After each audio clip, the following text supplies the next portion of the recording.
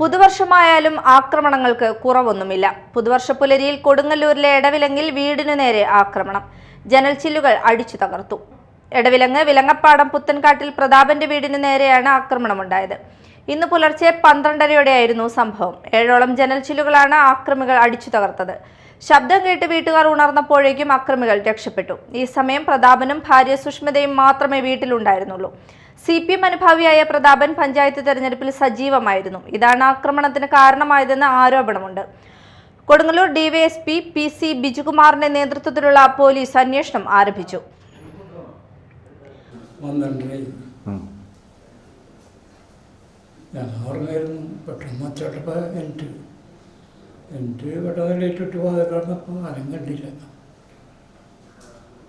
മൊത്തം ജില്ല ഒന്നിച്ച് കെട്ടോ ഒറ്റ ട്രിപ്പിലടിച്ചതാ.